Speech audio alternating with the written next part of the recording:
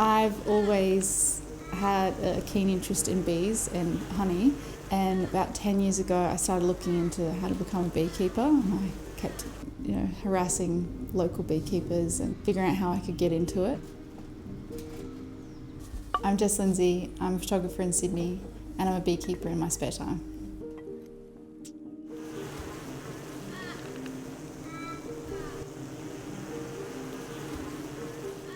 We're in the Blue Mountains at my parents' house. This is the house I grew up in, and in the backyard we have a flow hive. My sister and I came across Flow Hive online and we were just like, holy crap, this is incredible, we have to get one. So the Flow Hive was really easy to set up. When we got it, we ordered a queen from a local beekeeper and it came with a few hundred bees, and we were able to then put them into the Flow Hive and then watch them grow, and then within 2 months we produced like so much honey, it was ridiculous. It tasted incredible. I've never had bad honey from that hive.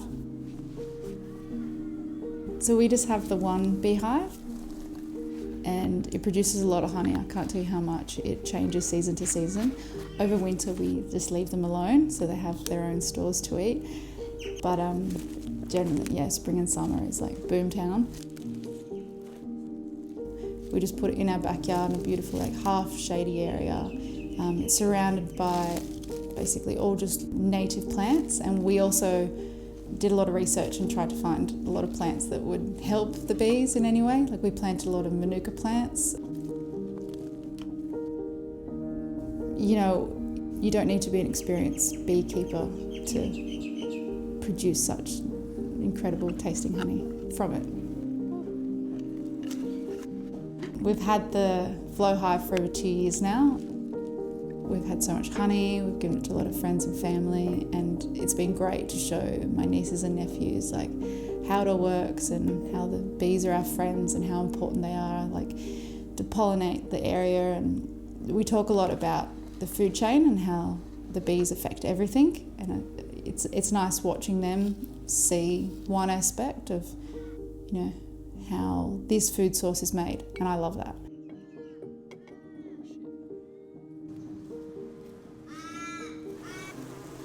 I've never been scared around the bees. I think it's very important to be calm around them. Sometimes there's quite a few in the air, but it doesn't bother me. You can always wear the suit.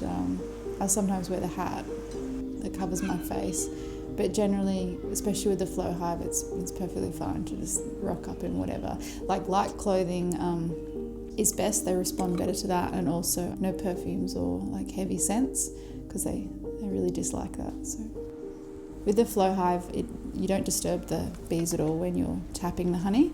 Each harvest, I've never had any issues. In the just over 2 years we've had them, I've only got stung once, and that was my fault, and I felt terrible. Our honey, every harvest has been a little bit different. It's very different for the seasons. We've got a lot of feedback and people say it's the best honey they've ever had, and I'll take that.